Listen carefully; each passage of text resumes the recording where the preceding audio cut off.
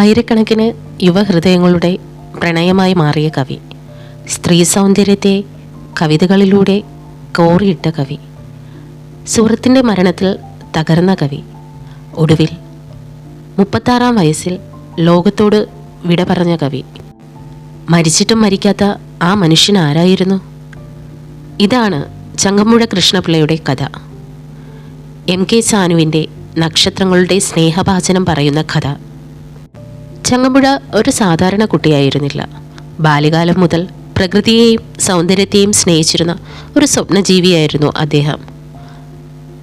യാഥാർത്ഥ്യത്തെക്കാൾ ഭാവനയിൽ ജീവിക്കാൻ ഇഷ്ടപ്പെട്ട ഒരു മനുഷ്യൻ. ചങ്ങമ്പുഴയുടെ ജീവിതത്തിൽ സ്ത്രീകൾ അധികം സംസാരിച്ചില്ല. പക്ഷേ അദ്ദേഹത്തിൻ്റെ കവിതകളിൽ അവർ എല്ലായിടത്തും ഉണ്ടായിരുന്നു. സ്ത്രീ അദ്ദേഹത്തിന് ഒരു മനുഷ്യൻ മാത്രമായിരുന്നില്ല.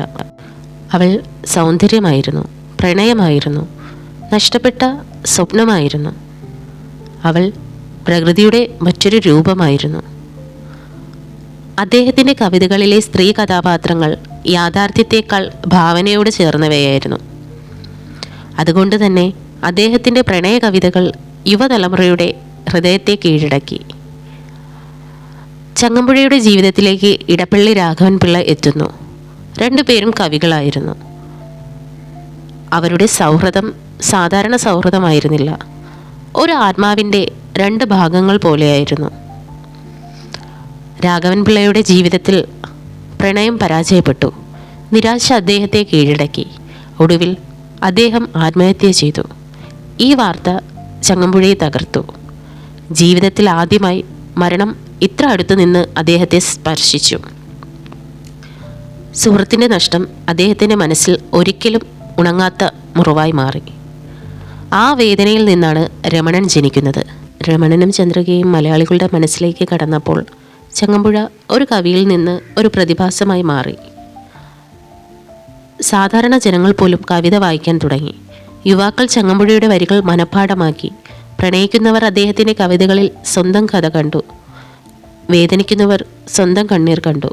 അങ്ങനെ ചങ്ങമ്പുഴ ജനങ്ങളുടെ കവിയായി. പക്ഷേ പ്രശസ്തി സന്തോഷം കൊണ്ടുവന്നില്ല. കുടുംബ പ്രശ്നങ്ങൾ, സാമ്പത്തിക ബുദ്ധിമുട്ടുകൾ, ആരോഗ്യ പ്രശ്നങ്ങൾ, വിമർശനങ്ങൾ എല്ലാം അദ്ദേഹത്തെ പിന്തുടർന്നു. ആയിരക്കണക്കിന് ആരാധകരുണ്ടായിരുന്നെങ്കിലും ചില രാത്രികളിൽ അദ്ദേഹം പൂർണ്ണമായും ഒറ്റയ്ക്കായിരുന്നു. പിന്നീട് ക്ഷയരോഗം അദ്ദേഹത്തെ പിടികൂടി. ശരീരം ഓരോ ദിവസവും ക്ഷയിച്ചു. എന്നാൽ കവിത മരിച്ചില്ല. ജീവിതത്തോടുള്ള സ്നേഹം മരിച്ചില്ല. സൗന്ദര്യത്തോടുള്ള പ്രണയം മരിച്ചില്ല.